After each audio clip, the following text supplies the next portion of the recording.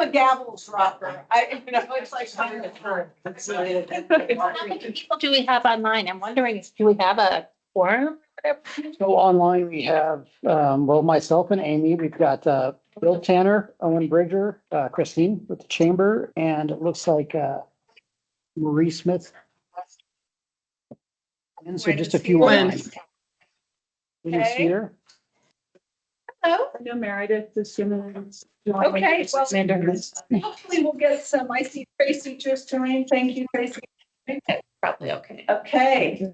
Well, thank you everybody for joining. We're a few minutes late, but that's because we had to have a little introduction.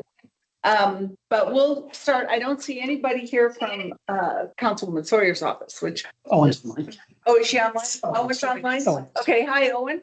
All right, so as you know, I tell everybody every time we no longer take written minutes, but we do upload all the steering committee meeting recordings. You're recording now, right? Yeah, just started recording. To the Cherry Creek North Neighborhood Association YouTube channel. So you can go back and kind of trace us for the last, I think we've been doing this for a little over a year now. So, and I think, but for maybe one or two, when there was operator air, looking at her, most of them got up there successfully.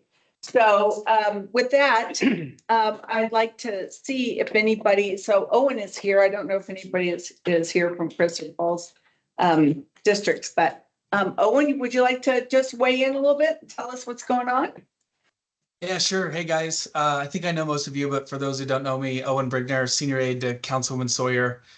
We've got a couple updates for you. The first is that we've analyzed the Cherry Creek Needs Assessment Survey, and we're putting the final touches on tying that to adopted plan support and then creating next steps. So that write-up and PowerPoint of the results, the plans, the next steps, all of that should be available to you guys to review soon. The second is that the Cherry Creek North Neighborhood Association circulated a petition opposing Dottie's new parking rules. There were 618 signatures, which is an impressive number. No news yet on that front, other than that Councilwoman Sawyer is working on setting up a meeting with the Neighborhood Association, the mayor's office, and then hopefully Amy Ford, the executive director of Dottie. The third is that on Monday, City Council voted to delay the collection of the fees for the new sidewalk ordinance until January 1st, 2025. And then the final update is that there is an ongoing corridor study on Colorado Boulevard, similar to the one that's happening on Alameda. And Lou and I are both on that. And I think it's fair to say, Lou, that we've got some concerns about the fact that they've proposed some short-term improvements to Colorado Boulevard, and none of them include any improvements between Montview Boulevard up by the Nature and Science Museum and Kentucky Avenue down by the Mercedes-Benz dealership down there. So that's 3.3 miles of roadway with no proposed short-term improvements. So we'll keep our eye on that, but our concerns are there. So that's all I've got. So thanks, guys. Thanks very much, Owen. I'll put a little bit of meat on those bones as far as the BRT, which is being studied for Colorado Boulevard. Owen and I are sitting on that committee. They had their last stakeholder committee meeting by Zoom the other day, and other times we went out to the RTD office and so on, and CDOT. And the proposals, first of all, they didn't really, it was less than I expected. I think, Owen, you would agree. It was not very much information about timing or funds or further study. And then they picked these major intersections that need work, and First Avenue in Colorado, which has been the site of one death, several accidents. The pork chops as you go east on First, and then you turn on Colorado Boulevard. I mean, people go so fast Colorado Boulevard, but that's where a lot of accidents have happened. Similarly, if they're coming south and somebody wants to turn westbound on First Avenue, they slow down and the people behind them almost run into them. So the intersection is a problem. When we did the McKinnon Doug McKinnon did a proposal and rezoning up on the corner. And both Cherry Creek East and Cherry Creek North worked together on a development agreement, and we worked with the city. And there was all agreement by the state, by the city, by the developer, by the neighborhood associations to redo that particular intersection to get rid of the pork chops. The pork chops, if you don't know what they are, is the turn lane, and then there's another respite for pedestrians. So the pedestrians walk across that turn lane, and then they go the other direction to go directly across the street. Those are called pork chops, and they kind of look like that. So Very technical. so the I learned something tonight, okay? the goal is, and it's well articulated in the development agreement for McKinnon, which is on the Cherry Creek North Neighborhood Association website. You can look at it. You can see what we're talking about. If you take those away and you have this piece of property, which does not go to the adjacent landowner like some vacations are, that was property that was agreed that the area that the steering committee would have as one of its first true gateway properties. And the developer and the development agreement, I like to say the care and feeding, so they light it and wet it. Whatever we decide goes there, whatever we decide will be the gateway to the neighborhood. It's not all about the shopping, it's about the area, it's about the diversity that's here, it's about the art district. And so whether, once we actually get some property, whether that's going to look like, we've talked to the Botanic Gardens about potentially partnering with them. We know we have the arts district here, but that'll be something that it will be a really fun thing, get to look at. Right. And we can look at a 501 where we could say that, that the Friends of the Gateways, things like that. But until we get it, we can't really talk about what that's going to be. But it was very disappointing not to have that as top of mind, because what we understood 4 years ago now, Linda, ish, that we were going to have this area, that was going to be something they were going to take on as part of funding to address some of the worst traffic incidents, that was going to be one of them. And all of a sudden, it disappeared off the top of the list. And so I raised it at the meeting on Monday. So we'll see what they say, but we're really hopeful, especially since we know that the Cherry Creek West project is going to have some area for Gateway. We're going to start this process. It would be really great if we could do that at bookends. So that's why Owen brought it up. And I think together, along with all the other things that we're arm wrestling with Dottie, trying to get rid of the mid-block crossing, trying to get rid of some of the changes being proposed for the resident parking permit system. We'll continue to fight that battle, and pretty soon I think my number will be blocked, Dottie. But yes, sir. It's one thing, it's important. Our agreement with the developer goes with the land. It does not go with the developer. That's correct. So that's an important thing. Were he to sell that land, the agreement we have stays with the land. Right. And we don't need the developer. I mean, it was sort of put on the shelf because we got that done, and then there was COVID, and then they put the properties up for sale. And so we'll see what really happens with the corner. Yeah, but Did I mishear Owen's comments about them left out the corridor from Montview to Kentucky? Because that is what they're studying. no, it is not going to be left out. So let me clarify that the main intersections that are going to get the investments there are no intersections between Montview and Kentucky, but there are further north and further south. That's all the problems. All the problems on Colorado, between Montview and Kentucky. Short term, he said short term. So these will involve, if you look at that bus stop on Colorado Boulevard, just south of First Avenue, it's terrible. And there's barely a way to walk there. And yet we're trying to bring better transit to this area and that's our bus stop and we didn't get included. So suffice it to say, we're not dropping the issue. And we're gonna try to find out, but let's just say that that development doesn't go forward ever, or at least as planned. It is true that those are recorded.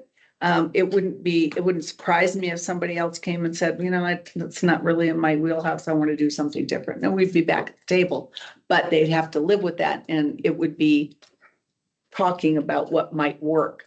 But if the city and because that's a state highway, if they decided to go ahead with those changes under Vision Zero as one of a major problem area, we could possibly achieve that same result without the developer, except the lighted wet, it would be a little harder.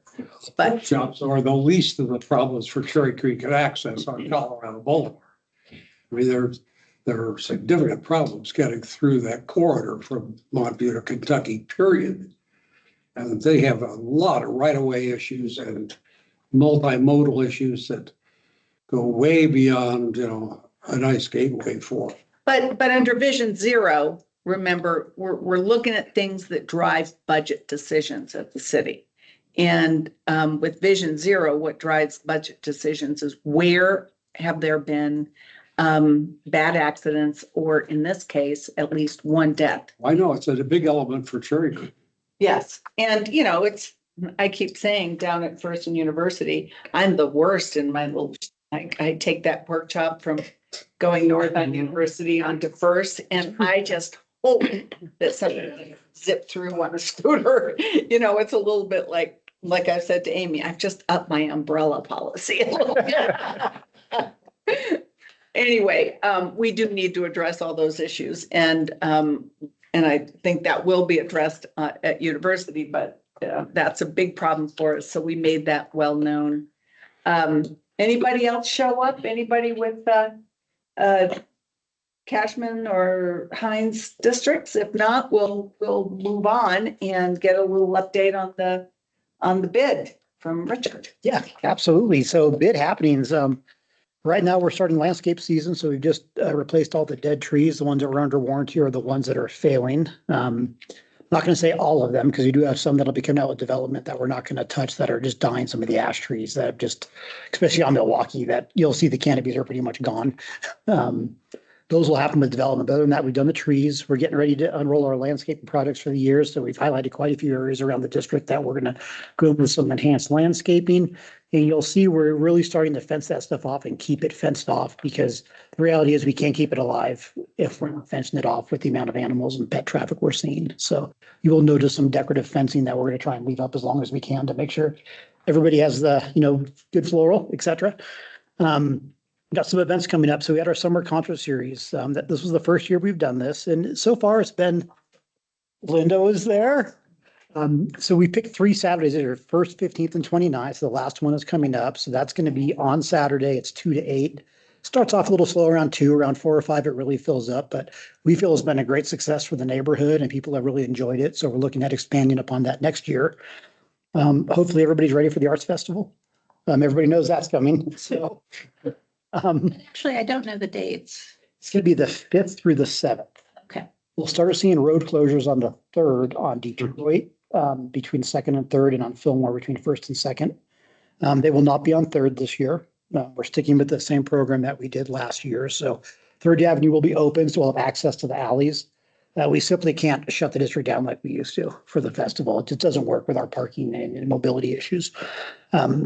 So that's coming up. We have met with them and went through their security plan. You know, we're keeping a close eye out for any protest activity around the festival. We're seeing a lot of protest activity around any kind of big event right now in the city, but really with the war in Gaza going on. So we are tracking that and preparing for that. If we necessarily, we have to have a response to it. We have Bastille Day. It's a little French fest. That'll be on Friday, July 12th through Sunday, July 14th. We're really excited about having our first Bastille Day. I got to see the layout and the vendors today sent over, so I think it'll be a great event out there. Then we have our sidewalk sale, the 18th through the 21st. 5280 top of the town will be here July 18th. Places are food and wine. So this will be 5280. We have a multi-year agreement with them now to host here in the district. I think that's a great win for us to have that event in the district. And we'll close out summer with the Smash Fine Art Show on August 10th and 11th. That's our smaller art show that we do just up on Fillmore that has been going really well for us. So those are kind of our events and what we're working on the landscaping side.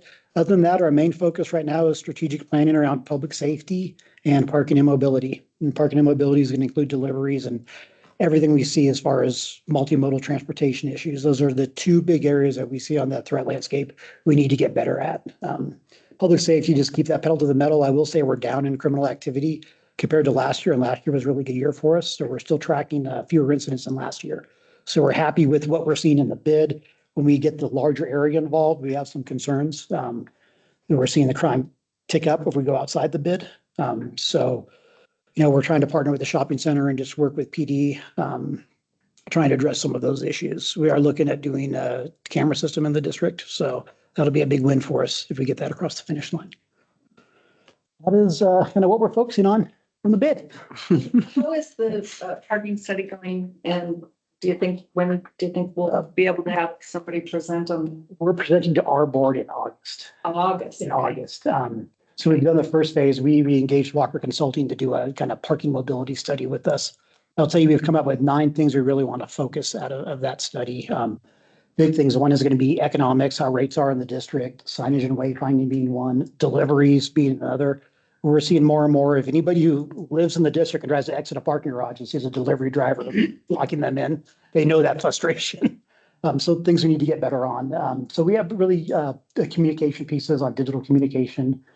So I think we have a lot of to-dos out of this initial 9 concepts we're looking at. I'm going to engage Walker to path 3 of them for us, and the other ones we're going to look at doing in-house. And a lot of this will be tied to other programs and funding sources, though. It's about us trying to move things around and make sure that we have the funding to attack things. Delivery is being one of those issues, and issues in the right of way, just partnering with the city, and it's a big project for us to get a handle on it. Have you, I assume that you have shared, and if not, please do share with them, Councilman Sawyer's needs assessment? Yes, Good, because that's, they merge in many they respects. certainly do. Yeah. Yeah, we're going to share. We're going to bring transportation solutions. We'll be sharing it with Stuart and everything. I think our goal is to get it in front of our board before we lay it out to everybody, and that's just timing wise when we can make it happen. Yeah. Stuart is not here because he is in Denali, climbing Denali with his children. He is in Alaska, so yes, Bob. Richard, off the subject totally, have you heard anything more about the fatal at Third University 2 nights ago? Not anymore about it. Actually did not know that it turned out to be fatal. It was a motorcycle versus a vehicle accident. Who survived? I'm not sure if they survived or not. I've only seen the photos of the accident scene. On site, they didn't say Third and University. what. You said Third University. Yeah. Yeah, it was a car turned in front of a motorcycle and, hit the night side. At night? Yeah. Yeah, it was in the evening. So we haven't heard what the status of the patient was. They got transported I on. didn't see it. Yeah. I tell you, I don't think our team that was on site didn't get the impression it was fatal though. So hopefully it wasn't. Dumb question. What's the biggest type of crime? Really, it's going to be property crime. Typically, you'll see things like larceny be high, theft from motor vehicle or theft of motor vehicle. But I will say those are the highest, but our crime stats are actually pretty low. We just did a CAP index and we're really like kind of like a shiny bubble, I would say, of low crime. But those are probably the biggest things we see are those property crimes. The motorcycle riders are loving the area. I don't know if you've been on Spear Boulevard, First Avenue. Then 20 or 30 of them come by doing wheelies, taking it both lanes. Yeah. And it happens. Spear, yeah. It's fairly regular. 6, yeah. Street takeovers are a big conversation amongst law enforcement right now on what they're seeing. And you see it really bad in like San Francisco or some cities. They'll shut down bridges. I was behind a couple of them. I was just sure I was going to kill one. If his bike Doing wiggled and wheelies. hit a stone, I'd be in big trouble. Kids these days. Okay, well, with that, we will move on to our presentation tonight. I'm very, very, very thankful that we are able to welcome Steve and Tom, who are going to be talking a little bit about the Buell Foundation. I met Steve many, many years ago. Steve is one of these guys who has more big hats than he is worn here. Can't hold a steady job. I know he served on Colorado Public Radio. He has done amazing things with the AG's office, for which he was Deputy Attorney General, and he just received award this afternoon for all the work he's done there. He was President and CEO of Rocky Mountain Health Plans. He was Mesa County District Attorney. He's been a regular old lawyer, which, you know, that's a so it's what's down on the list. But I know him as an amazing, giving, brilliant guy who has just done great things for our community, and we're so happy that he is here tonight. Tom, you're gonna have to fill in. It's flashed in, I know. He like Tom great. I carry his hats around. He is here to kick me in the shin and say, and so, Okay. Well, as everybody knows, the Buell Foundation has been the owner of the property under the mall since forever. And as such is our largest landowner neighbor. So we're happy that they are here at the steering committee, and I'd like to turn it over to Steve and Tom. okay, and yeah, Tom is here because Tom is a member of the board, so he's one of my bosses, so you got to treat him really nicely. And He lives in Cherry Creek North. but when Lou contacted me, I was delighted to do this, and let me put this in a little bit of context. I normally start off talking about myself because it's my favorite topic, but we'll never get to the Buell Foundation, and that's what you guys would like to know about. That's what I would like to share with you. And so I was trying, there's a lot of history here, as you can imagine. The Buell Foundation was established by Temple Hoynes Buell, who was an architect in Denver, extremely successful architect throughout the most of the 20th century. And among other things, I mean, he and his company designed 300 buildings throughout Colorado and buildings outside of Colorado as well. Some truly iconic buildings, but from your guys' perspective, the most interesting thing he did is that back in the 1930s, he bought the dump that was located in the where the Cherry Creek Shopping Center is now. And he had a vision for creating an indoor shopping mall. He's considered the father of the American shopping mall. I know this was the first one in the state. I believe it was the third one in the country, although I think that the other two aren't quite like this one. If you know, it really is a unique property. Yeah. Well, and Sandy, Temple Buell went by Sandy. Sandy was different. He toward the end of his life, he created a foundation, and he did several things that were pretty smart. Number one, he took the land that the mall was on and put it in the foundation. Number two, he created a very open mission for the foundation. There are a lot of places that really try to control this from the grave, literally. He recognized that things change, and that the most effective foundation would be one that could change with the times. And the third, and in my humble opinion, the smartest thing he did is he went to Dan Ritchie and asked Dan to be the permanent chair and CEO of the foundation. And that was in the 1990s. Dan agreed to do that, and Dan served in that capacity until, well, about 7 years ago, he said, you know, I'm not going to live forever, although We don't believe it. all evidence to the We contrary. don't believe it. He's a guy, you know, when you sign a 99-year lease. He's gonna be around at the end. He's on the notice section.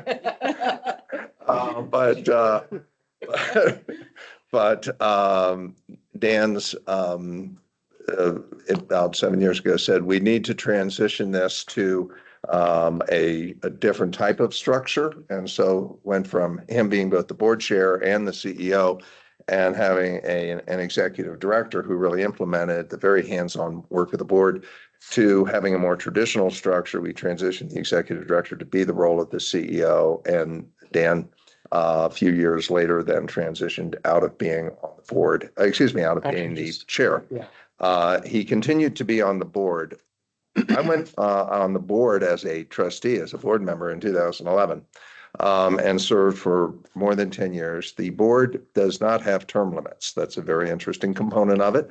We have people on the board who have been there since the 1980s. And so we have people on the board who knew Sandy Buell. But Dan, well, I was approached by people on the board 2 years ago after Susan, our executive director turned CEO, announced her retirement, to see if I would be willing to transition from being a board member to being the CEO. And that's how the foundation got stuck with me. With regard to Dan, though, there are a few words that I need to say about him because he really did define what the Buell Foundation is. And it is, if not unique, very unusual. Dan is a brilliant investor, as you probably know. And over the course of time that he was the chair of the board from the 1990s until he stepped several years ago, our corpus of the foundation went from less than $30 million to more than $300 million. In addition to that, back in the 90s, Dan and the leadership at the foundation looked around and said, so we have this open-ended mission, if you will. What should we focus on? And had the vision to say, about a generation ago, the workforce started changing and women started going into the workforce as a career. Very different from my parents. I'm a baby boomer, in case you couldn't tell from my appearance. And my mom was a stay-at-home mom, like most of my baby boomer friends had a stay-at-home parent. And that was changing. And Dan's vision was we should focus on the kids. We should focus on early childhood development and education. And we have been focused on that field ever since for more than 25 years. So I mentioned the growth of our corpus. During that same period of time, we have funded early childhood efforts to the tune of more than $225 million. We have been in this area, and that's unusual for a foundation. A lot of foundations will say, okay, we're going to be focused on this, and now let's have a retreat and come up with a new strategic direction, and there's nothing wrong with that. But our thought was we should be focused on this because we still haven't solved the problem. And one other thing to add, it's all Colorado centric. It is. Everything we fund, and not outside the state. It is all within Colorado, and we fund throughout the state of Colorado. We have funded early childhood programs in every single county of Colorado. Not only that, and this is really unusual for a foundation, we will be sustaining funders. There are a lot of foundations that will say, well, you have a nice program there, we'll stand you up for 3 years, and then you need to go find the funding from somebody else. We recognize that if you're going to be statewide and you're going to fund in Dove Creek, Colorado, or Julesburg, Colorado, or Lamar, or the San Luis Valley, that you can't go to somebody in Dolores County and say, good luck and find the funding there. And we don't believe that excellence has a shelf life. We're not guaranteeing funding year after year after year, but if you have a great program that's serving the kids in your community, we will continue to fund that. There are programs we have funded year after year after year for decades. All of those things are very unusual and very unique. In addition to that, we have over the years built a staff, because we are focused in early childhood only, that has a lot of expertise. And our funding in early childhood is pretty much across the board. We have funded early childhood leadership councils. We have funded with the implementation of UPK, local coordinating organizations. We have funded family, friend, and neighbor programs, because there are a lot of people that say, I don't want to send my kid to a program. I want this person to take care of them, and that's fine, but we want to have some quality standards, and we'll find a way to fund that. We actually fund comprehensive sex ed, because every kid should be born into a family where he or she would be welcome. We fund and we set up, among other things, one of our favorite programs, the Buell Early Child Leadership Program, where we will take people have a multi-month program. It lasts a year long, and give them the opportunity to take a deep dive into the world of early childhood and then go out and serve the communities in this state. We have 300 people who have gone through that program over the year. So we're pretty proud of all of that. And of course, part of this is because of the relationship that we have at the mall. That is another thing that makes us very unusual, that we not only have people who are pretty savvy in terms of investors, but we have a funding stream there, and that has served us and served the kids in Colorado pretty well. Some years ago, we took a look at the West End and said, you know, it's great that we've had a wonderful relationship with the mall. But it may well be that the diversification opportunities that exist on the West End might be really robust if we could find the right partner. And that was not sort of okay, we'll just pick one at random, or we're going to pick one that's going to maximize, you know, the revenue stream, because we have been here for a long time and we consider ourselves part of this neighborhood, if you will. And we want to be a good neighbor. And so in working with East West, and Tom has been the sort of the connection to the East West platform. But part of the reason when you contacted me, Lou, was it actually fit with what I was trying to do. So let me talk a little bit about that. If you're thinking, so how come we've never heard this before? That actually is a little bit purposeful. And so let me go back to when our longtime executive director and then CEO, Susan, announced her retirement. 3 years ago at a retreat, when I was still on the board, we made a decision at Buell that we really had two wings to this craft, if you will. Number one, we needed to have the funds in order to fulfill our mission and in order to create a more robust mission. And people like Dan Ritchie and Tom McGonigal were pretty critical to having the growth that we needed to then have to serve the kids. And then we needed to serve the kids. And those were the two parts of Buell. And at a retreat, we made the decision that, you know, this is great, but the fact of the matter is we could fund early childhood till the cows come home. And are we going to move the needle on this significantly? Now, on an individual basis, an individual program, there are amazing things that we have been able to support and do, and they're wonderful.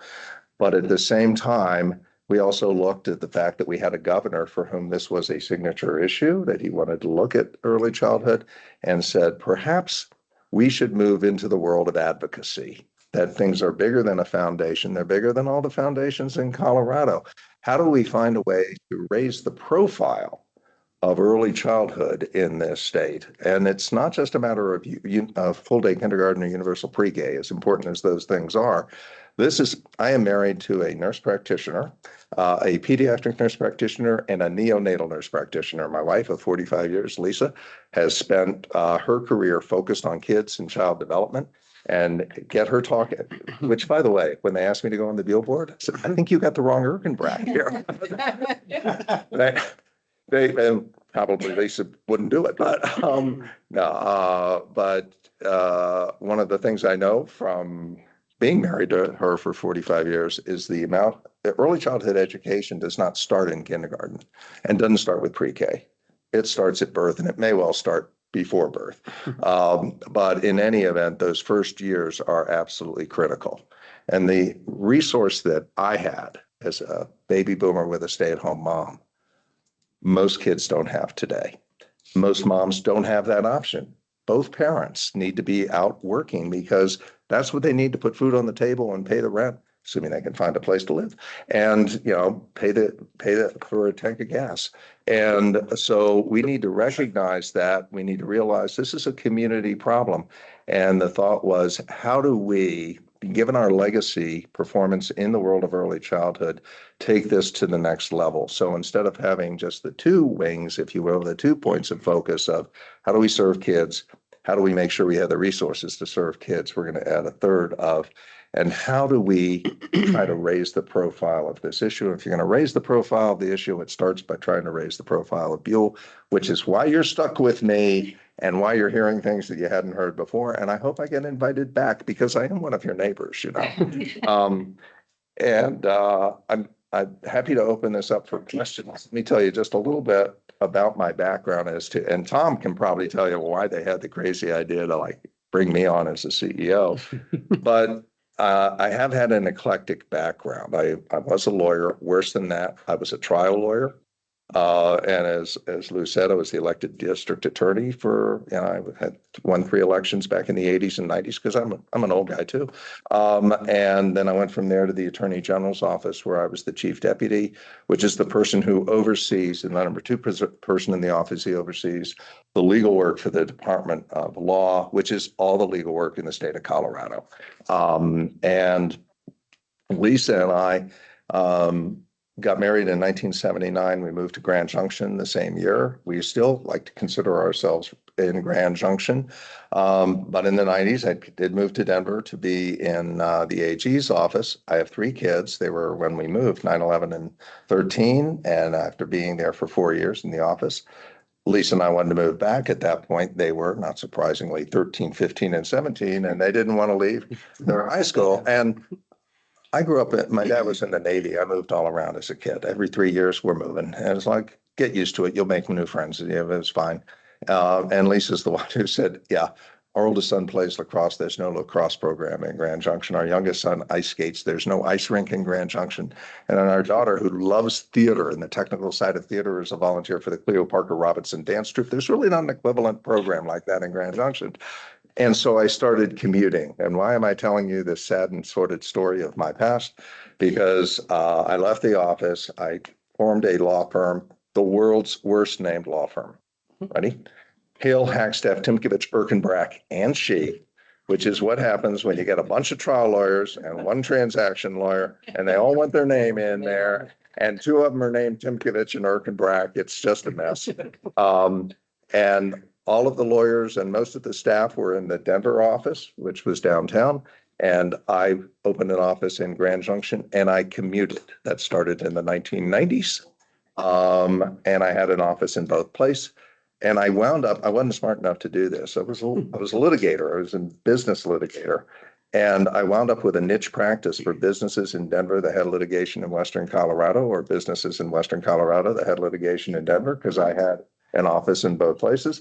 I had staff in both places, and I had a bed in both places. And when the kids finally got out of high school, my bed moved from Lakewood to Cherry Creek. And for 20 years, I had a condo at Adams and Ellsworth, the Block East. So this neighborhood, I've seen a lot of change. You know, I was thinking of a loft downtown, and a realtor said, you ought to look at Cherry Creek. And I said, well, that's not a bad idea because we love the Tattered Cover and that's 3 blocks away, and we love Zadie's and that's a block away. And things change, right? And so I am well aware that they change, and I'm well aware that as they change, the neighborhood has a very keen focus in this.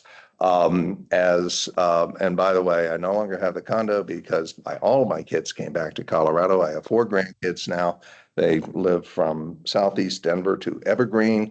And my wife said, if you think the 1-bedroom condo is going to work with 4 grandkids, you got another thing coming. So we wound up there. The bottom line and why I wanted to have this conversation is, first of all, to introduce myself to you, to let you know about the Buell Foundation. And we look at this as sort of a combination of how do we continue to keep our eye on the ball of serving the kids of this state. We have been doing it for a long time. We intend to keep doing it for a long time. We have to find a way to continue to have a robust financial platform to do that. But we also recognize that what makes Buell unique are lots of different things, one of which is owning one of the fine places in this area, the Cherry Creek Shopping Mall.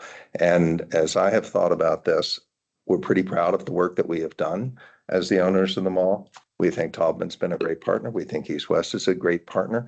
We are mindful of the impact on the neighborhood, and we're mindful of the value of the conversations like this. And with that, I will shut up and answer any questions you might have.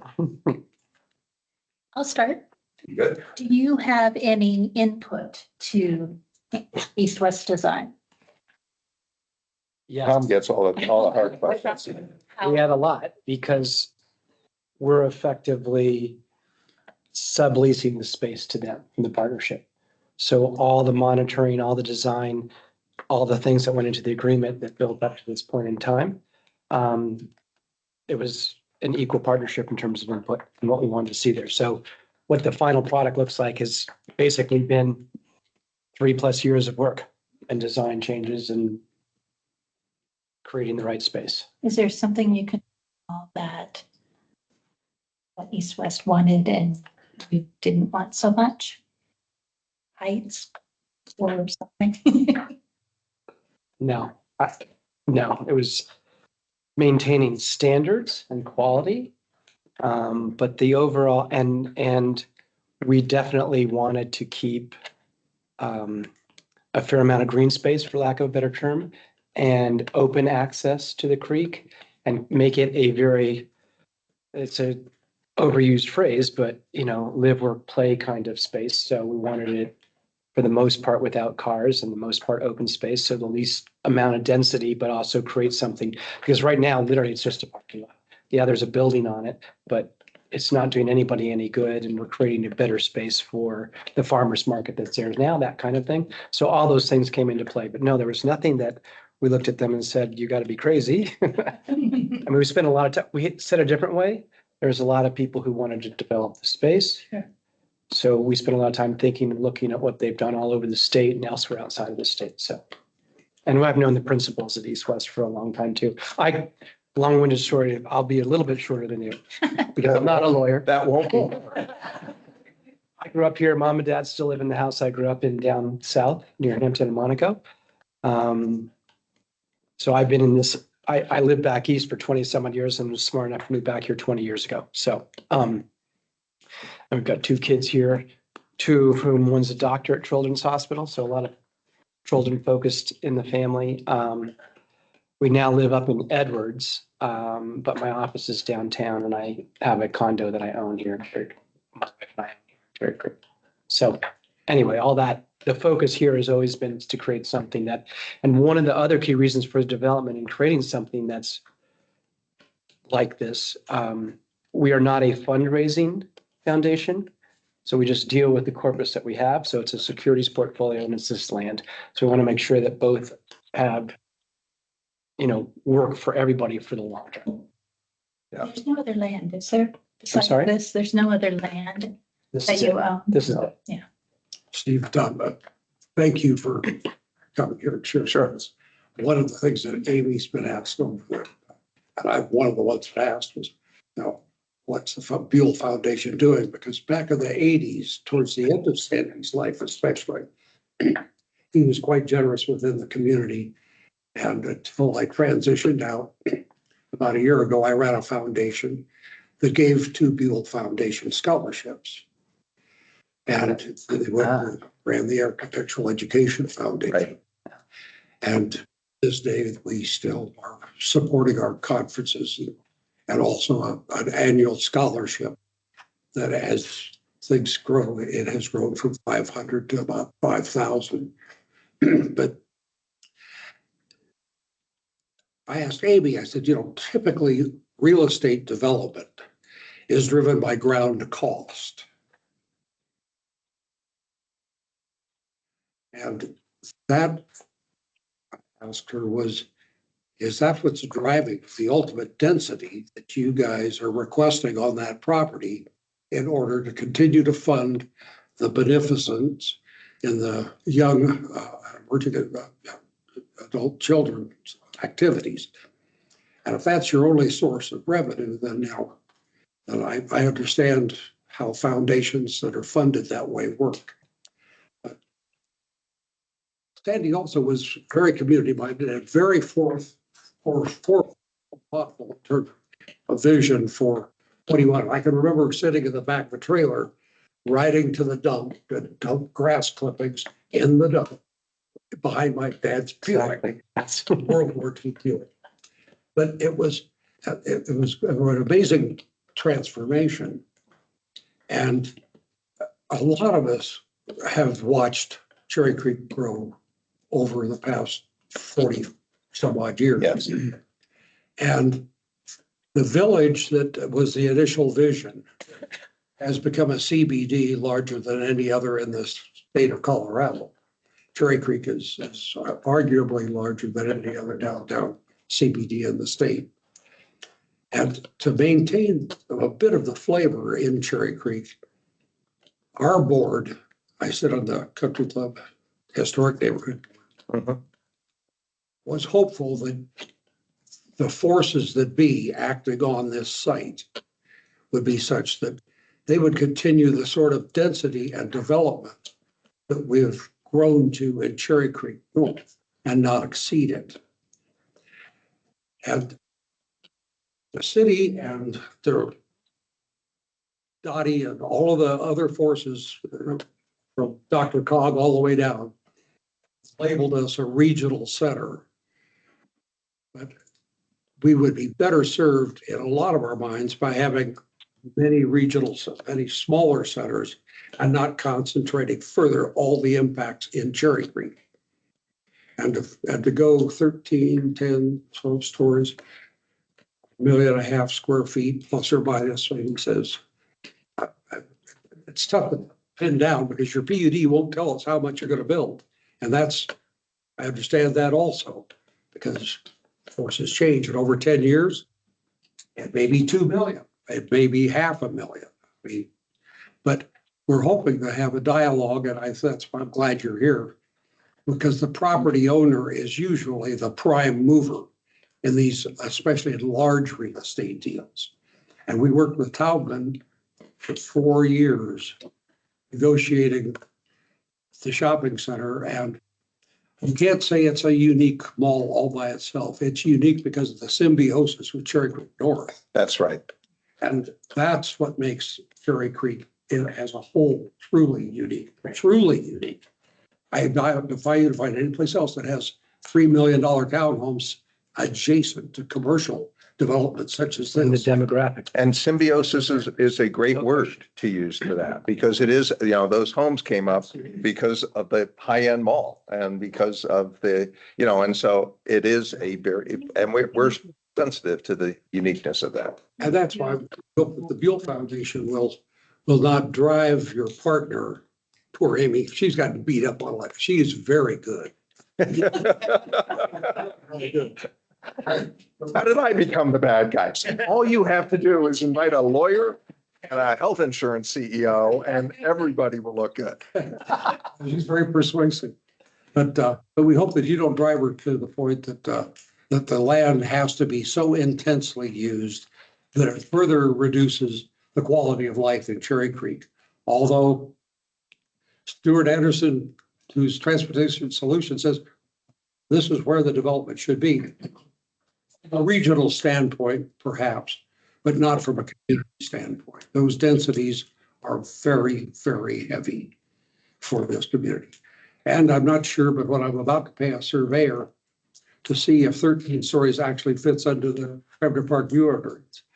I ran one neighborhood organization that got a $30,000 settlement because they were 3 foot into it. But that was I have a chart I can. 30 years ago. That we've shared with the city, so I Yeah. can, on the And- view coordinate. And Bob, Well- all your points we considered for the last several years as this was coming on. I would argue, and you raised a really good point about a developer, and I'm a developer too. I run a very large industrial warehouse business around the country, and we develop as well as own and buy. So I know I'm very cognizant of what drives development and the land. And I would argue that because we've owned the land for so long and how we structured this, that drove cutting back on the density. We did not need to have 1.5 or 2 times the density we have on there now to try to create revenues that covered the cost of land. We went the other direction, quite honestly. And living in this area and growing up at Denver Country Club, and so going to school in this area, I've been very cognizant of how and been very much aware of what's gone on over the last 25, 30 years in Cherry Creek and how this will impact it or not from my perspective. So I think I have some of the same, we all do have some of the same concerns. in the density standpoint, so. Well, the amenities that Amy with East was providing are very attractive. They're very seductive. And it's, they could be a mixed blessing. Mhm. They're difficult to maintain, they're to manage. Difficult. Absolutely. Which is why it's so important to have the right kind of partnership. And that's why I'm so glad you guys are here. I mean, we would love to just give you a seat on the steering committee. You're welcome to all of them all the time. And we meet once a month. I think we take maybe a couple off during the year, but We don't view Nick having crossed over to the other side. We view him as on the same side. Just to throw that out there. No, I understood. so I think everybody would say that as a neighborhood, as a collection of neighborhoods, we've been very circumspect and reasonable in terms of working with development, which is why there is, we've demanded quality development. Right. And that has been the keystone. But the amount of the development has been driven largely by the city of Denver and its lust for tax base.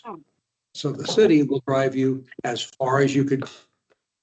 And that's not necessarily It's not necessarily good. direction. Right. just, do we need to mute?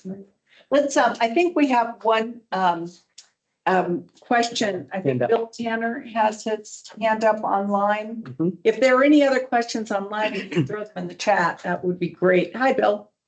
Hi, thanks a lot for letting me take my question. I have to speak up for somebody who's not here today, Brooks Waldman, who has been a longtime member of the Cherry Creek Steering Committee and a long-term neighbor and an architect. One of the questions he wanted to ask was, you have Cherry Creek North Drive running between University and the mall. This issue has come up a couple of times. And I think his concern, and maybe someone else can state it better than I can, is that that drive acts as a barrier to what you were talking about earlier, which is, having a backyard that flows into the creek directly without any barriers. And, obviously I'm cognizant of the fact that that drive currently serves the mall, and that's very important. But I wonder if there's a way to handle it so that the street is either underground or, there's something covering the street, something like that to create that open space that you're talking about and openness to Cherry Creek. Thanks, Bill. And just so you know, I did send Brooks's email, although it came today, and I don't know if Steve, if as busy as he is, I did forward it to you.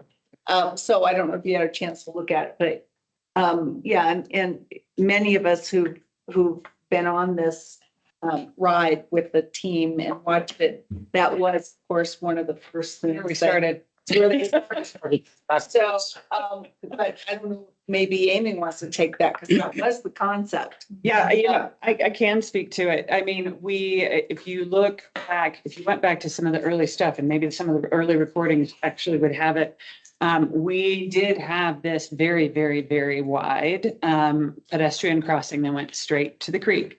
And Cherry Creek North Drive went underground. I think everybody got real excited about it. Buell and Tubman, although Tubman had a lot of questions because they wanted to make sure access to the mall was preserved. Candidly, the city, and in particular Parks and Rec, was real concerned with it and did not like it. We fought it for a while. We talked about it amongst our teams here, and ultimately decided it was not something we were going to win. The city had dug in hard on it. That said, I think there's a lot of good from where we ended up in that now that connection. And this was really what the city was getting at. That connection for a pedestrian or a cyclist goes all the way from University to Clayton at grade. That experience of walking across there is really great. And the main thing that we did is add in the plantings and the trees and so on in that street to connect our green, that neighborhood's front yard area, to the creek as much as we can. So I can pull up a rendering or two. I think you've seen them several times, but that's really where we ended up. And that was the driver for the change. Certainly not that we didn't want to do it, or that Buell Or that didn't we want to didn't. do it, or that Todman didn't want to do it. That was, we That spent, was I one of think, our a year very and a first half ideas about together, this green, yeah. designing together, before we ever came, out to the world. And we all thought that's what we were heading forward with. One of the No. things, having served, so I'm on the Board of Transportation Solutions as well. I was on the Denver Moves Cherry Creek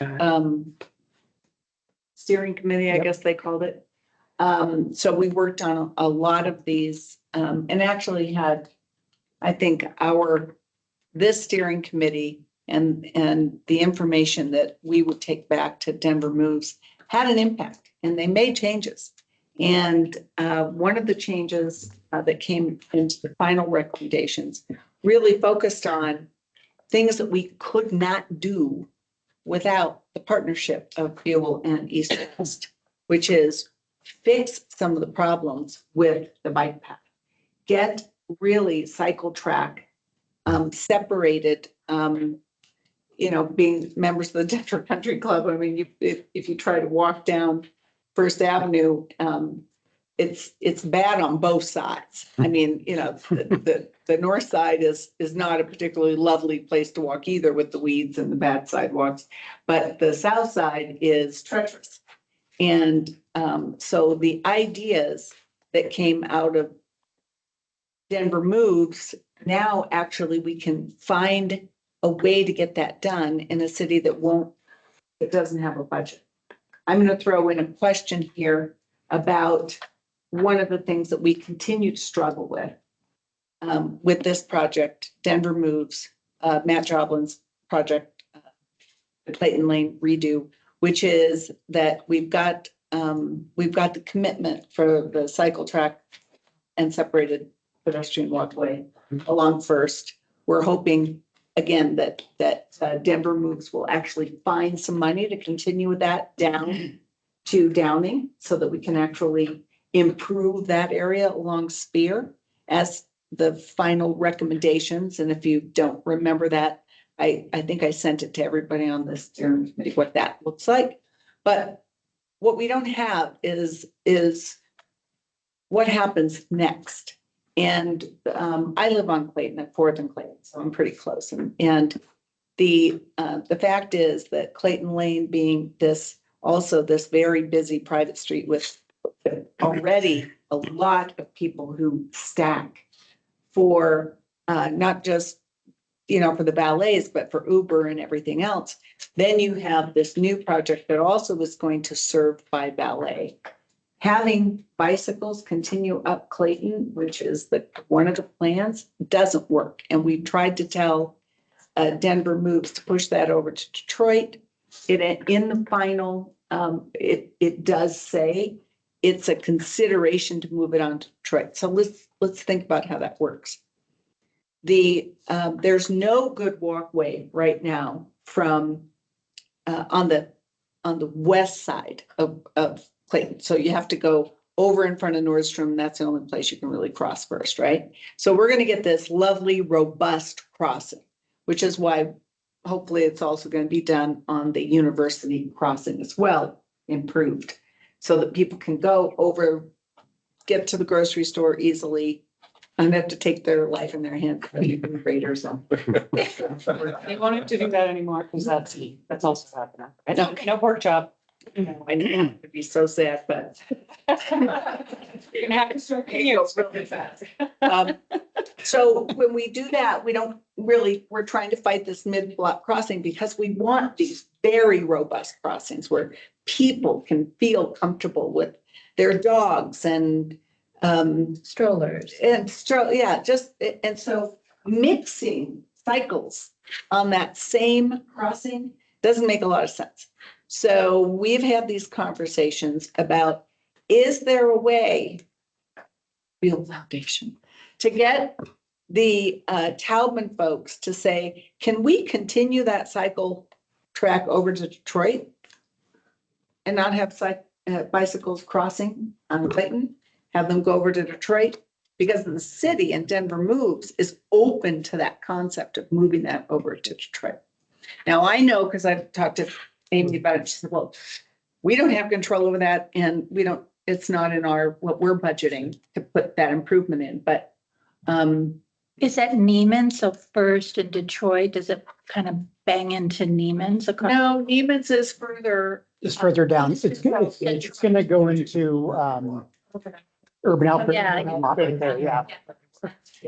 And when you look at that 100 block, you've got North Creek, which is a fairly quiet entrance. You've got Xfinity, and you've got the office building. So you don't have the same stress on pedestrians walking or frankly cars and the stacking.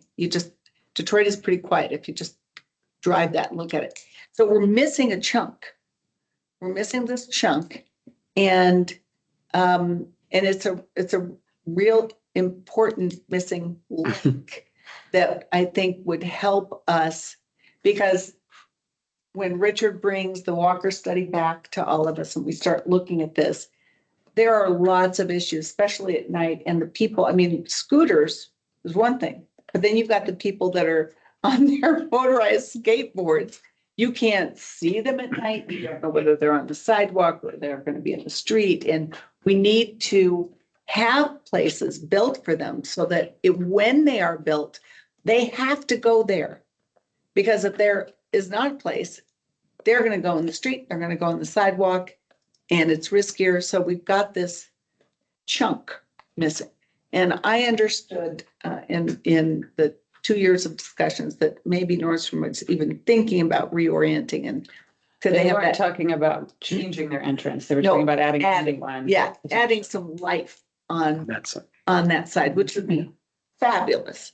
But you've got that turnaround right there at Nordstrom. So is there a way to bring that into this discussion? Because when we look at the benefits, because there are a lot of people that are concerned about that density. But I will remind that CCN on the east side is 12 stories. You live in a 12-story building. 12-story building across the street. There's 12-story building, catty corner. So there's 12-story density as sort of a standard over on the east side. And it is a part of the CCN zoning.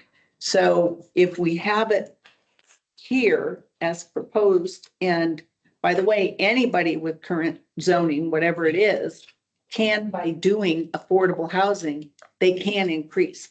And these are used by right. So anybody that currently in Cherry Creek North, if they wanted to do more affordable housing, they could also, if they meet the requirements, they could also go a little bit higher if they wanted to do affordable. So, but I'm just saying that with the concerns that have been raised by many about the density, what we've been really focusing on is what those benefits are, and not just to the extent that this is a funding base for a really important philanthropic institution in Denver, but also for these things that we are all going to be hopefully enjoying over the years. No, you know, controlling people that walk, bicycle, or are scooters because their independent means are small and flexible, controlling where they go is very difficult. Have you considered maybe reallocating Detroit as the vehicular street, because it's a much less people-friendly street, and then having the Uber pickups on the corners or something rather than have to use Clayton, and let that be a multimodal people place without automobiles? Well, so it is private. I know, it's right. It's on a city right of way, however. Correct, but I don't know if, it seems to me that pushing the entrance to the Clio, which is such an important asset, They already have access off Detroit. but it's, Customer access. Yeah, It's not gonna, I don't think realistically it would ever change You get a lot of blowback from. from vehicles. this is just, I mean, right now, you kind of deal with the chessboard as it's Yeah. set up, and then knowing that what we're really looking for is an end game that's by somebody's show. A natural between the creek down Clayton to First Avenue and then through the Nordstrom's parking lot to Detroit. Well, it's gonna be really nice to go. I mean, I That's not- come down that's not Clayton. This project, and- that's outside the process. No, this project will connect that Yeah. Clayton connection to the creek. Oh, the Detroit Street. No. Not Detroit. Clayton. We take Clayton. So what we're trying to do is, Not Detroit. I know, but we're trying to move bicycles over there because they're Yeah. protected. I And think, I understand your point, but I think that ship has sailed, but. I think there is a problem though, because if I recall the Denver Moves plan, I think that Clayton bike lane goes all the way from Cherry Creek all the way to City Park. I mean, They would take a weird jog they took a jog to Detroit. Yeah, they take a jog at Detroit. well, remember, you're gonna hit Congress Park if you go up there. So It's right now, Garfield that has the continuous. Garfield has the continuous one, Yeah, but they are looking at connecting. There are several connections, and it would be great if they could find one further west. But even if it fed through, because I understand they looked at trying to go down Fourth and trying to go up, up through Cheeseman too. But right now, just knowing what we have that we might be able to massage a little bit. I know it's not something you can answer now, but I certainly Right. have, Put it on the table. I've talked to Amy Exactly. about it is, couldn't it be one of those things that would Understood. really help the crossing for this project to get the bicycles someplace else? Even if, this was one of the things that we talked about just last week. Even if we take it across so that we don't have two pedestrian, right now we have one pedestrian crossing on Right. the east side. If we move bikes over there and then they had to go, I mean, I don't know where they go to get over to Detroit, but even if we moved them over there on that side and left only pedestrians on this new robust crossing on the west. Tubman really. are you Tubman really. moving the bike track even We've already talked about. further east than Detroit? No, just on the side of the Inside of Clayton first intersection. How wide is the cycle track that's proposed along First, if it's not too difficult? It is, nope, it's in here. So I want to say it's 11 Do feet. you want to bring it up? I can. I Can was she just gonna connect look to the- through. Yes, you can bring it. Yeah, I'm connected already. So the First Avenue one, I just need to share my screen. First Avenue connection. Good luck reading that, sorry. But you have all the existing street lanes, then a 6-foot raised curb, as an 11-foot two-way cycle track, an 8-foot tree planting area, 7 feet minimum sidewalk before a 5-foot setback, which is where patios and things like that would go. All of those things are happening outside of the existing car lanes. They're happening where the existing sidewalk and on Buell property. Deeper, right. And this is, I mean, we're hoping that this will set the standard for what will take the track all the way down to Downing, I think is where you can go down. Oh, into the creek. Onto the to the trail. It is Downing, isn't it? Yeah, where it goes down. Yeah. I think that's right. So, that is something, I mean, that's gonna take a lot, but it is in the plan, so that's a good thing. But we're just talking about what now we think we might, and I would just put that in there. You've just said Talman doesn't like it. Talman, yeah. Well, so, yeah, I mean, the Clayton Lane improvements, so we talked about a long time. All of those improvements are on our side of Clayton for a reason. And that's that Clayton isn't really a street, it's the entrance to the shopping center. So if you try and cross any traffic right there, you're crossing right through their entrances. And they can't move any of those lanes either because they are literally part That's of, right. and we walked Exactly. Dottie and planning over there unfortunately, it was like -20 the day that I had been out there. But it actually starts to raise up on Clayton. That is not a flat street. So you can't just have bikes go across it. And so that all of these kinds of improvements that we're doing are happening on our side of Clayton for that reason. And we talked about all this for a long time. But bikes do now, if they're going down to the bike path or they come up on the bike path, they just go on the sidewalk in front of Nordstrom. Yep. And then they continue on and they go around. And Well, or the sidewalk, I think, is a little wider. They it's wider could do and it on, is de facto a bike the trail. the Brio side, shall we say, like the side that's on. No, I mean it right in front of Nordstrom and Mhm. continuing on. So when you say that the entrance, I mean, we know that that intersection is going to be redone. But for people to get, I mean, right now, to go over to Rio or Elways or whatever, you cross Mhm. first on the east side and then you cross. Right, So it was, I mean, there's still a pretty robust crossing there. there is. Across. We and the city both felt like that is part of the problem. And part of the issue for traffic too. So we'd like to see all the go northbound on that side, is my understanding. That's not just coming from us. But it's not gonna work because, I mean, here's, and I think you'll have a lot of further discussion. I want to open this up for other people to comment on some of these things, but when you've got, I mean, it's one thing to bike around cars. It's another thing to bike around cars where all the doors are open People are- all the time.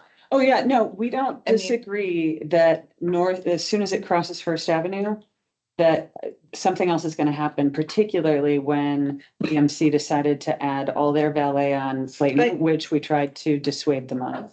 I think we've talked about that.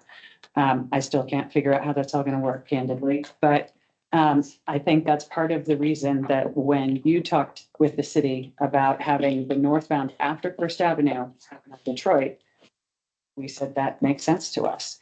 But the way that's been described to us is that happens on the north side of First Avenue, not On our the south side. Yeah. Right. Well, at the very least, if the bikes are commingled at the big intersection Yeah, on the separate, west side. I mean, it might be they have separate, but, Commingled with very. pedestrians or commingled with, well, can you pull up that crossing? there's a Clayton slide, yeah. Or even plan. Because it still seems to me right now, there's nobody crossing there, right? So why can't we put bikes Here we go. on that other side to keep So them this- engaged? This doesn't have the, First Avenue has been very critical over the years, and it was the biggest discussion with Al. So we're very sensitive to the relationship between that, your property, and all that happens in Cherry Creek North. And Mhm. bicycle, there are lanes aside, there's a number of relational issues between the two properties. And having one pedestrian connection to your property is truly not adequate, but we've got a major thoroughfare well, separated. so there's a couple of points I'd like to make on that. Crossing First Avenue, from a pedestrian standpoint, I believe we've heard consistently from the community when the city wanted to add another intersection, another pedestrian crossing at what I call the Elways entrance. Everybody was like, absolutely not. We I know. have Resistance at every turn. Oh, well, right, but you said there aren't enough. I think we do have the one at First and University, and then we have First and Clayton. This slide up here does not have what happens across First Avenue Right. Yeah. because we're not designing that part, but the idea ultimately is consistent with what is happening at the south here where we cross Cherry Creek North Drive. That cycle track is 11 feet here too, and the pedestrian crossing is 7 feet minimum. So there are separate areas, and the same would be true crossing First Avenue. It's not like there's going to be this skinny little crossing like you cross most places on First Avenue. There will be separate areas, and we and BMC will be working together to fund getting that done, or ultimately construct it based on the city's design. Trying to But make- this wide and inclusive of both separate modalities approach is what is going across First But Avenue. there are going to be issues because when people have their dogs and you're not gonna have like you have in other places where you have a separate, curb that will separate them. That's where things are going to mingle. And 7 feet for when you've got a whole horde of people that are gonna go over because there's a concert in the green. And you've got scooters and bikes and and all those things at the same place, that's I can't even believe that Dottie hasn't said that's a vision zero nightmare. Because, I mean, like right now, even the one crossing can be pretty difficult because bikes have to cross that crossing. So they have to, if you come drive. But it's super narrow. It is also super narrow. I cross that all the time. Right, so I live on Clayton, I ride my bike down, then I have to cross the street, then I have to go this street, and then I have to cross again. So you're forcing everybody to go like this, and if they come down here, and it'd be great to go straight, but that's becomes your robust entrance to this whole project. That's the new gateway into Cherry Creek. That's really where you want people to funnel. That's where you've got this, the beautiful water feature and everything else. And I'm just saying that having talked to a whole bunch of people and looked at this and, you know, thinking about more and more separation of these powered vehicles, whether they're e-bikes or scooters or like I said, the electric, I mean, there's more and more, and the more you commingle that with people, and especially with, you know, we have 2 dogs and, you know, you can't, you can barely, I can barely control my husband. At least I am. At least he, you know, they're on a leash, but you know, they're gonna wander over here. And the last thing, you know, it's Give a gentle deadly for him. it's deadly, you know, to have an e-bike coming at a little 15-pound dog.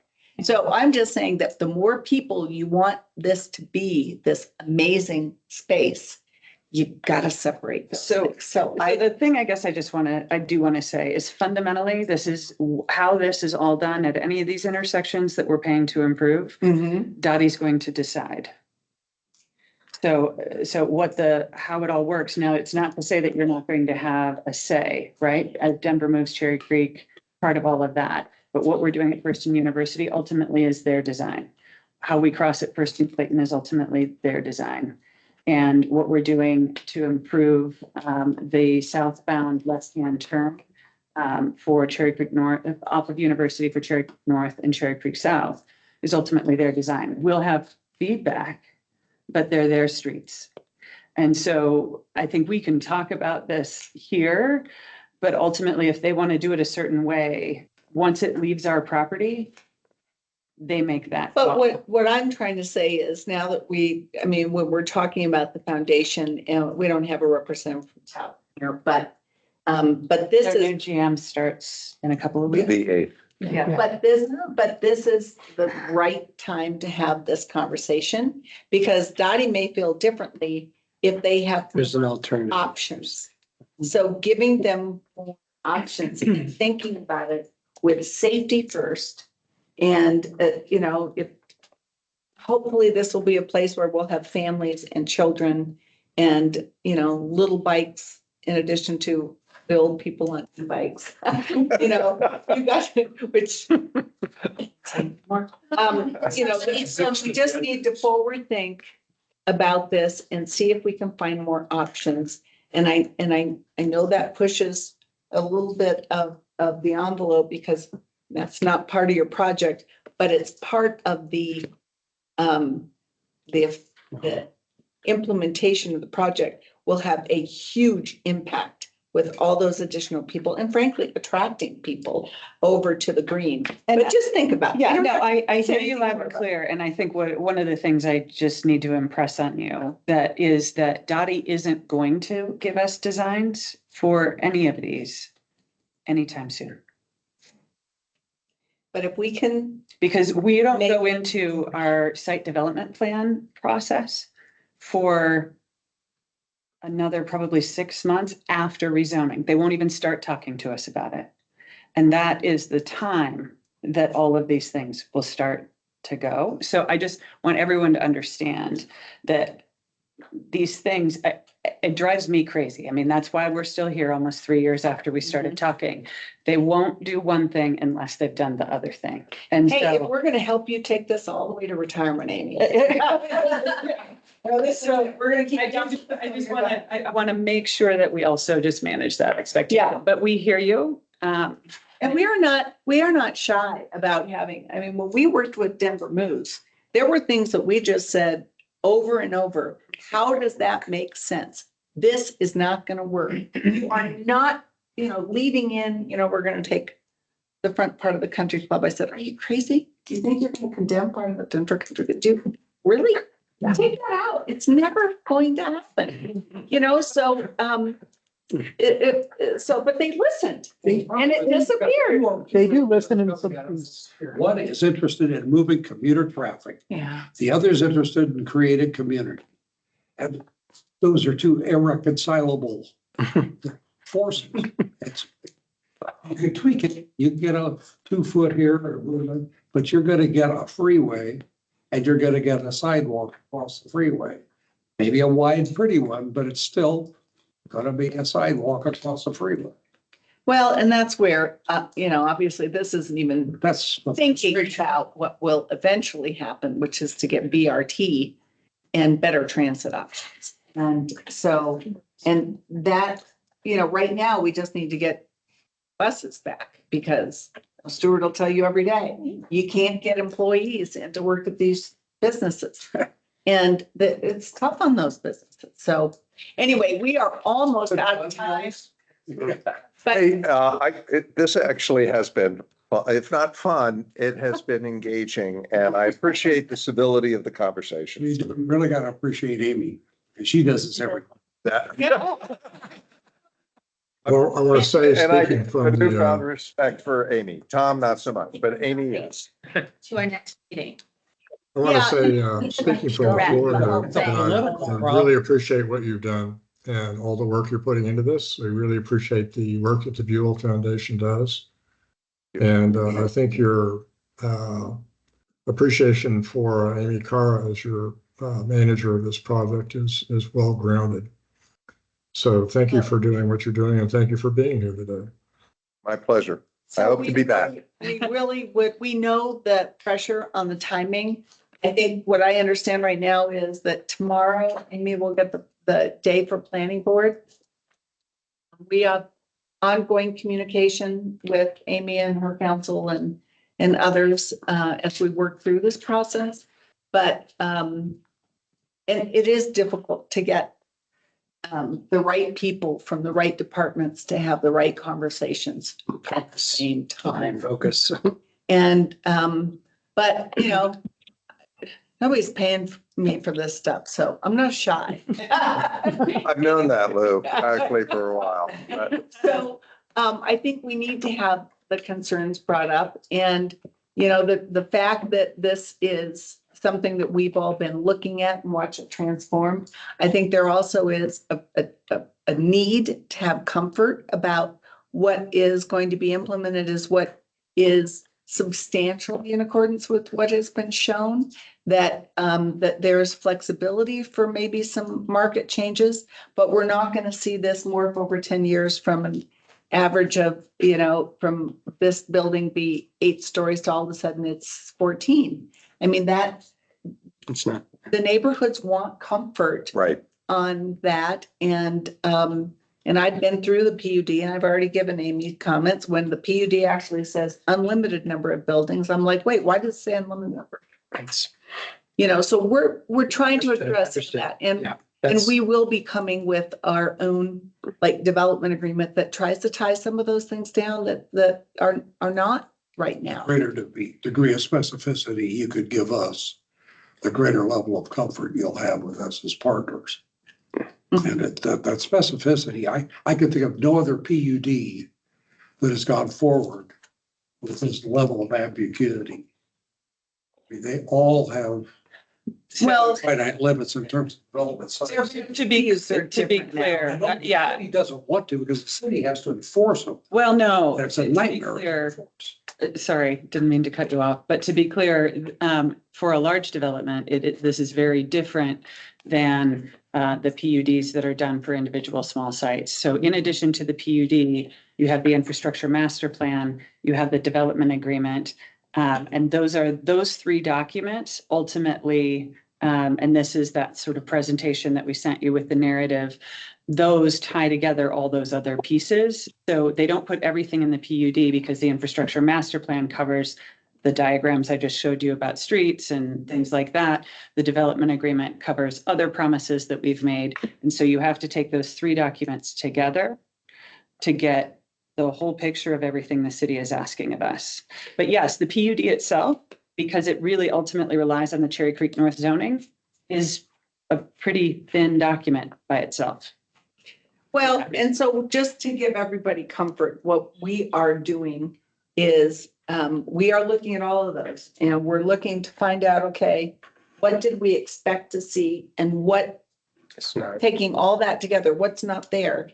And what can we ask for assurances in our development agreement? Because there are things that we've talked about. I don't think there'll be an issue. We've said we don't want a medical office in any of the office buildings because of the, I mean, we're having huge issues right now just at First and Cook, as much as a wonderful neighbor UC Health is, the come and go. And now they're developing the other side. There's no place for people to park. They're throughout the neighborhood. I get calls all the time as president of Cherry Creek North saying we can't get, you know, the employees, we see them, they go park there every day and they take their lunch pail and they go off to work. So there just are things that we will continue to hold those up and ask for what we think is reasonable. I mean, I think most of us who have lived in this development world all our life understand that there has to be flexibility. The last thing you want is developer to be economically disadvantaged and not be able to do what they say they're going to do. So, but we are holding all those up. So we are going to find, you know, what we can reasonably ask that assures the steering committee here in the neighborhoods that are a part of it, that we will get that we will continue to have this partnership over a long term and we'll get the benefit of what's been presented as much as possible. So with that, it is 6:30. Thank you, guys. And Gosh. thank you very much for My being pleasure. here. You are welcome every single month. Okay.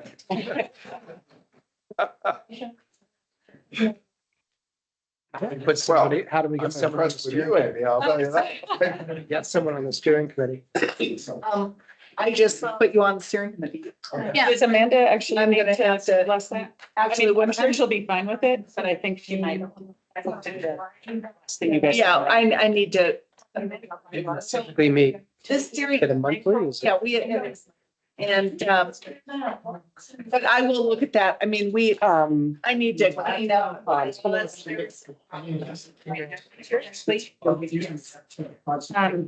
Yeah, when I was looking at all of that kind of stuff, when you were putting together the new roster. Yeah. So like. Oh, my God. Well, the issue is everything's built. That's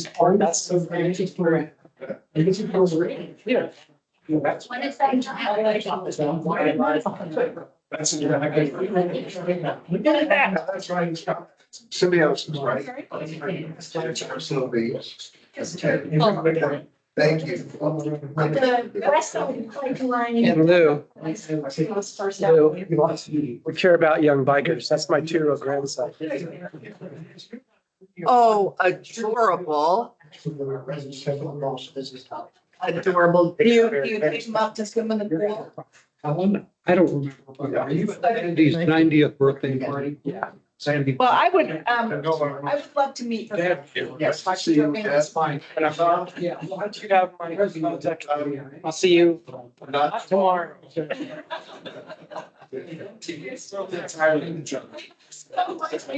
Say hi to Alan. I will say it today. I will do it. I like to leave comments, you know, as. Thank you, Tom. Nice to meet you. See you. Thank you all. You got it. All right, bye. Thank you so much. I appreciate it. I would know more about you. But yeah, let's do. Anyway. We should. No one knows. No one knows. But no. Okay, so, you know, if you